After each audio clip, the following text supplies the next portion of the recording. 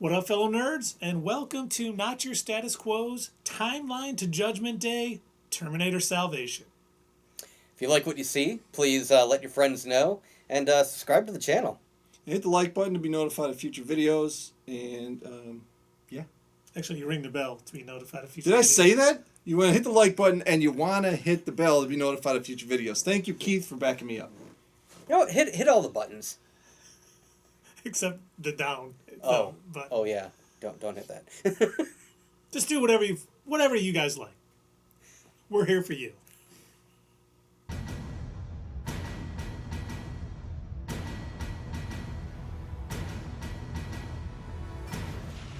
Oh, good for you. Man, who was that guy? Seemed a little angry. Jeez. Take a chill, man. Anyway, so we are here to talk about Terminator Salvation. This is the first Terminator movie in the entire franchise that did not involve time-traveling robots. I like it. I think they were going to go in a new direction. I like the idea. I'll just say that. I'm not going to rate the movie yet, because we'll get to that in a minute. But, it was a good idea to go in that direction. It was the right direction to go for the franchise. Well, this is what James Cameron always said that he wanted to do eventually anyway. And I don't know how much you guys watch post-apocalyptic movies, but the director McGee, he said that he got a lot of his the settings, the dress settings and everything, and for the way everything was laid out from a movie called The Road, and also from some of the Mad Max movies, which I thought you could definitely tell. This was very similar to what you see in the opening scenes of Terminator 1 and Terminator 2. You've got just this desolate wasteland. This is definitely a world run by the machines. With lots of human skulls. Crushed. And absolutely. One did get crushed. Every Terminator movie has to have a human skull getting crushed. I really think we need to start playing Terminator Bingo, because there are a lot of things that they do in all of these movies. So you've always got to have a human skull getting crushed. You've got to have a huge truck chase scene. You gotta say, "I'll be back," and you got to Come with me if you want to live. Come with me if you want to live. Absolutely. Those are rules. Oh yeah, you have to. Yeah. So I as a Terminator fan, I really liked all of the things that they introduced into this movie. I loved seeing a lot of the things that you only ever hear about or that you ever read about. I loved seeing the early model Terminators, like the T-600s. I thought that was great. That was a beautiful addition. Yeah, bigger and bulkier. Oh, yeah. Yeah. And basically, the T-600 were just kind of the foot soldiers of of Skynet. Yeah, and if you guys remember the scene in the very first Terminator, Kyle Reese is describing these. He says the earlier ones, they had very plastic rubber faces. We were able to pick them out right away.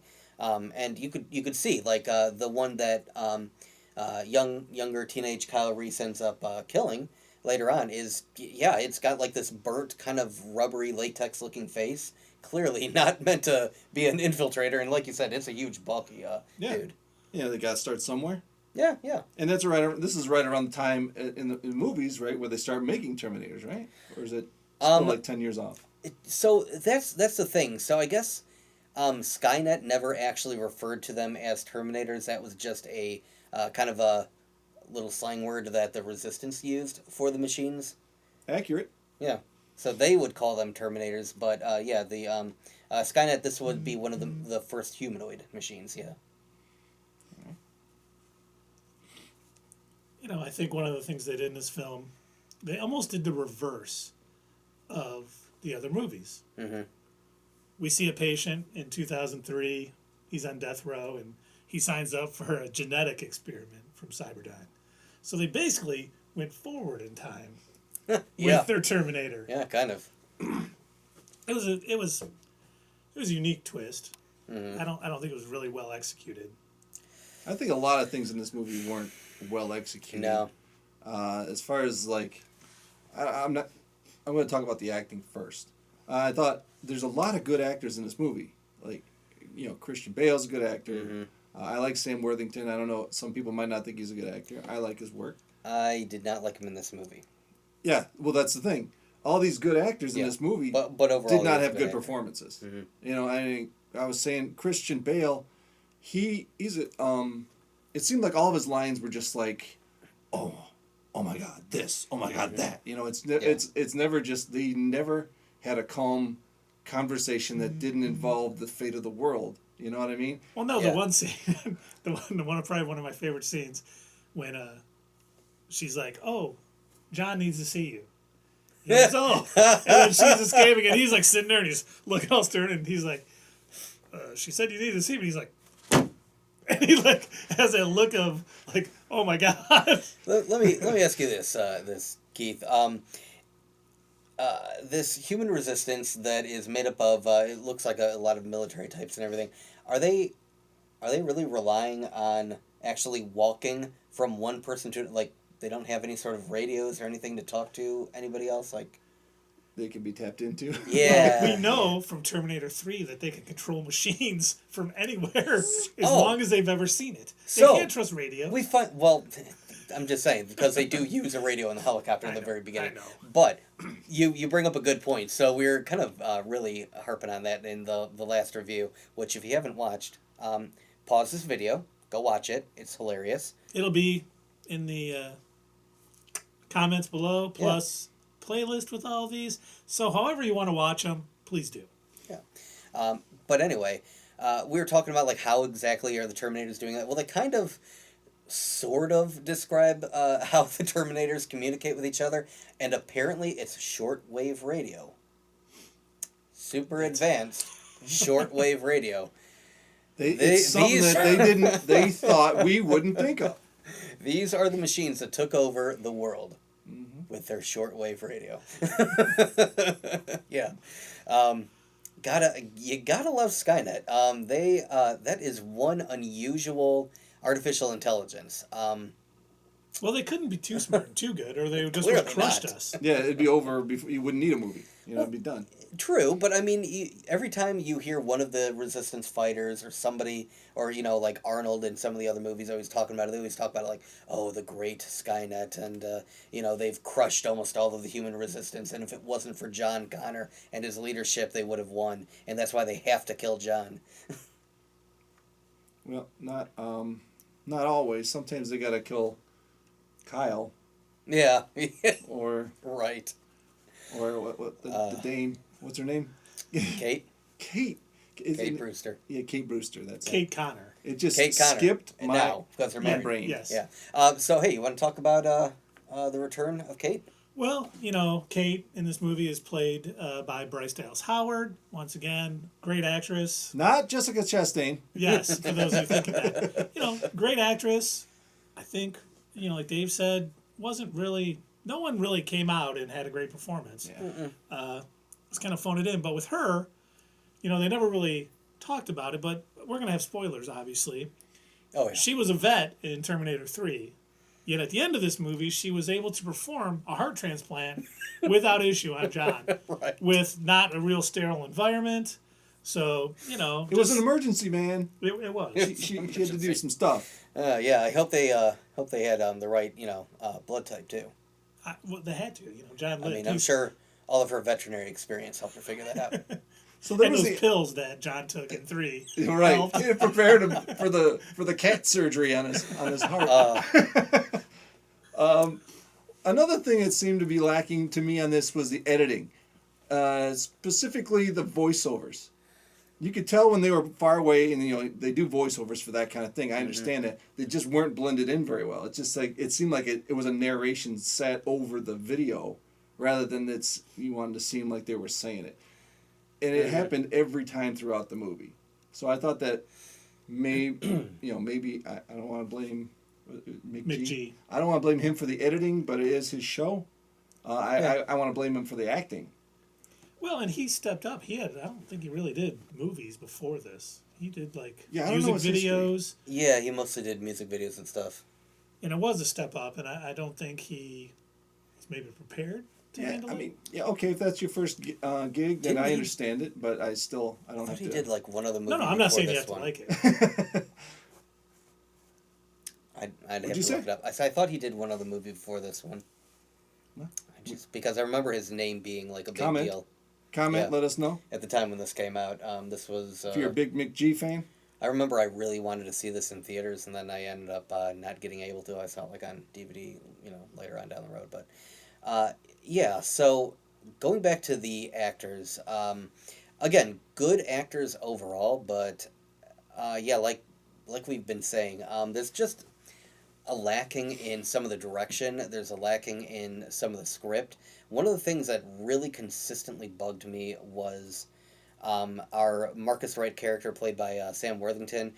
He clearly did not take enough time to like get his accent down, like what he was going to go for, because he kept kind of flipping between a kind of American accent and then slipping into his natural Australian accent, and it's like it kept popping in and out throughout the entire movie, and I kept hearing it, and I'm like, I really wish somebody would have said, "Hey, cut. Let's maybe talk about this. Let's do that one again." Yeah, let's do another shot or something." Younger director probably didn't feel comfortable doing it. Didn't want to, upset any of the actors, perhaps. Oh, what had yeah. Sam Worthington done to that point? I thought that was his first big movie. No, he was in something else, I think. Because this is way before Avatar, I think. Like, 3 years before Avatar. think No, so. it wasn't. No, it was around the same time. Avatar was 2009. This was like Well, that's when it got 2012 released, or- but I think it was filming before that. Oh yeah, Wasn't it? I think they filmed for 10 years. Yeah. So yeah, I think he was. I think Not they filmed. saw him in Avatar. I think he was in Avatar, or it was released in Avatar, or whatever, Oh, before okay. Terminator. So this was before. Because Avatar I was want to before. say, I think Salvation came out the summer of 2009, if I'm not mistaken. I didn't write that down. I don't remember. But I remember that was also in 2009. Yeah. By the way, they weren't acting on Avatar for 10 years. That's wrong. They were developing all the CGI. And No. stuff. See, Dave, the space scene where he's traveling to. They really did that. Yeah, that was. Oh, okay. Yep, that was all real time. James Cameron, he really wanted to make it Real realistic. Well, yeah. I appreciate that. It takes a lot of effort. So one other thing that I kind of liked about this movie, again, I really like a lot of the settings. I like a lot of the attention to detail. You could tell that the people, and it could have even been McGee. I'm not entirely sure who was responsible for this, but a lot of the set pieces that they had, a lot of the designs, everything, it really fit. It really worked. I absolutely love that when the beginning of the movie, when John Connor and his troops, of which John is the only one to survive, go figure, when they're breaking into a... How many times is he going to crash a helicopter? Right! and walk all the way from it. It seems to be a theme. Let's put that on the bingo board. Yeah. So they're breaking into the facility, and it is pitch black. And I mean, if you think about it, it makes sense. These are machines. They don't need lights. Mm-hmm. And the humans also have to hack into the computer, and they've got to make sense of what it is they're reading. It's really hard to dig through the files because, again, it's not really intended for humans. And it's kind of funny how John, he's sort of displaying where he gets this sort of name of being the prophet and everything before they even say what it is that they found. He says, T-800s. That's a good Christian Bale impression. Batman. Yeah. I will say this, though. I think, compared to at least Terminator 3, better John Connor. Oh, much better, Oh, John yeah. Connor. Yeah. Mm-hmm. He's not a bumbling fool. No, not at all. And I really like at the very end how they show us how he got his scar. Yeah. Oh my God, that just came to me. Do you want to know how I got these scars? A lot of Yeah. interweaving with Batman Right. here. Right. Wow, I don't know how I just thought of that just now. Okay. Excellent timing. Right? One of the other things I want to talk about, when I was watching this movie again, so many shades to Total Recall. Because if you remember in Total Recall, you find out that Arnold's character was actually a part of the other group, but they had to totally brainwash him and get him over so he could pass all the mind reading and stuff so he could get inside. Right. But then they did such a good job, he sided with the other side to help him win. That was the exact same thing that happened with Marcus. With Marcus, You know, yeah. same way. They're like, oh, he's going to get into resistance. And he did, but he was I'm such a human and I'm not going to be a machine. He, rised up against the machines. No pun intended. But when I'm watching this again, I'm like, God, they just kind of totally ripped off Total Recall's plot. They didn't do a very good job of it. I mean, there was never any doubt that he was going to side with the humans. Right. I'm like, there's no drama or anything because you know what's going to happen.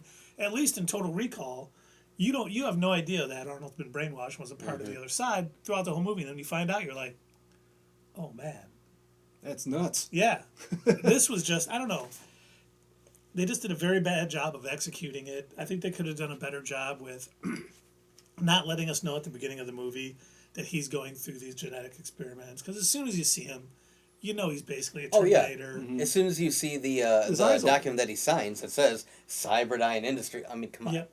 But they also gave it away in the previews too, so that was like the big trailer that was playing all the time. There was a really good one that I liked that had a God, I wish I had written down what the song was. I ended up really liking it. And the song itself, the lyrics really fit with the theme of Terminator. So it wasn't the "You Could Be Mine" from Guns N' Roses? No, it wasn't. No, because that seems like another Terminator staple. It's definitely a Terminator staple. Well, and they were playing, Rooster by Alice in Chains. Yeah. About a soldier who can't be killed. Yeah, there you Maybe the rooster crashes helicopters and walks away. He's the rooster, man. It's no longer the savior of the world, leader of the resistance. He's the rooster. go. So, another thing that really, really bugged me about the writing in this movie is it seemed like everybody had to give a one-liner. So they didn't have Arnold in there, but instead of them being Arnold one-liners, there were all these like really deep philosophical one-liners like they tried to kill me when I was before I was born. They tried to kill me when I was a child, and now they try to kill me to. And it was like all stuff like this, and it was what was it? He was like saying something in front of the Council of Generals, like again, it was just a bunch of these. You got to watch the movie and see it, but it seemed like whenever they couldn't figure out like how normal people would talk, they put in like this weird one-liner, like it was so out of left field, like it didn't fit. The dialogue was pretty bad. Dialogue was not good in this. Well, and even we talked about it before the video. Him jumping out of the helicopter to get to the commanders. I mean, that was just such a ridiculous scene. Oh, absolutely. Yeah. If they're really hiding from Skynet, don't want to be seen, they're going to let John Connor die. Yeah, he's done. He's drowned. Oh, speaking of that, so the one smart thing that Skynet does in this entire movie is actually tricking the humans into letting Skynet know exactly where they are by using that fake signal. Perfect. That is what I expect out of a learning computer. Thank you, Skynet. You did something right for once.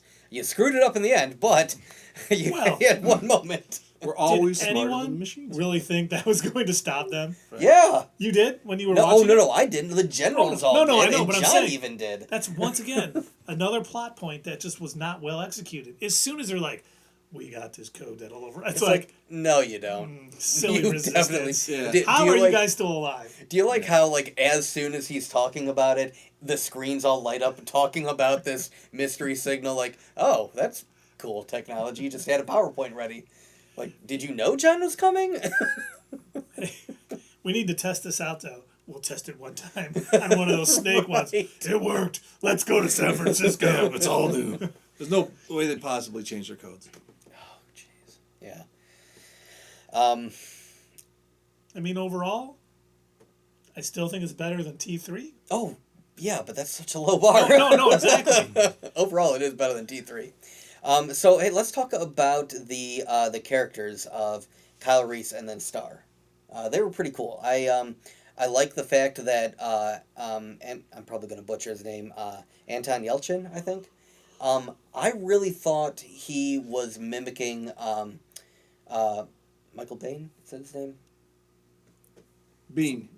Okay. Yep. Yeah, I really thought he did a good job. Like, he kind of enveloped that character. So again, he had his own philosophical one-liners of if you're gonna hold a gun, be ready to use it. Which I mean, it's said by Marcus first, but he says it more deep and dramatic, and it's like, okay, whatever. But other than that, it was I believed it. I believed that he was Kyle Reese. I totally bought that. You know, it's the late Alexei Yelchin. Yes, he did pass away. Yeah. Oh, I did not know He was only that. like 23. Wow, I didn't. Rest in peace, man. I did not know that. Yeah, it was right after he did Star Trek. Jeez. Okay. But yeah, I thought he did overall he did a good job in this movie. I liked it. I like again, this is just going back to like the lore that they introduce. I love the fact that they show the T-800 after it gets all of its flesh burned off, that it's still able to use its voice synthesizer and pretend to be Kyle. I thought that was really awesome. I like that, again, going on the bingo board, that we've got another fight in a factory. Yep. Yep. Got to have that. And I really liked the various different machines that Skynet had produced. I loved the little Aquabot that they had. You could tell that they manufacture these things in water to stop the humans. I mean, it's kind of cool. You can see the various stages of all their development. I really liked the giant harvester robot. That was insane. Oh, that was cool. That was pretty cool. A lot of people complained about the motorcycle robots. I thought it was kind of fun. The I motorcycle thought it was- robots. Yeah, because think about this. Okay, so you've got an apocalyptic scenario, right? A lot of cars are going to be on the road. You're going to need something small that can weave in and out of Yep. all the dead cars. Okay, Skynet, you got 2. Good job. Got your weird little, radio wave plan, and you've got motorcycle robots. Pretty cool. And you could be mine. yeah. So tell us about how John catches one. That's how he catches it. He's riding by. I don't know. He's playing the stereo. Yeah, he's got his boombox. He's got his boombox there, and he. You think it's the same one? That'd be funny if it was. That would be funny. I think it's old and tattered. It could be. It could be. Could be. Which would be awesome. And then I like how he uses obligatory, because it's a Sony movie. I love how he uses his little Sony cell phone to break into Skynet. That's great. I think he used that to reprogram the motorcycle too. Yeah. But it kind of shows his hacker skills again. That was neat. Yeah, we really didn't see it in T3. Gee, I wonder why. Maybe because he was too busy taking veterinarian drugs.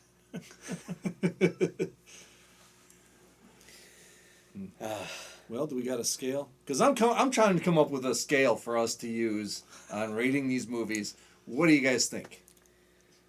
We'll See, I mean, go with some Newtons here. with the ones we've done, I think it goes T2, Terminator, Salvation, and then Rise of the Machines. Yep, I agree. But, I mean, just on a Jonah? scale of 1 to 10, I mean, it's probably maybe a 6.8. I mean, it had some some good stuff that I liked. Yeah. But mostly about lore, about the Terminators and stuff. Right. The That was story about was it. predictable and not executed well. No.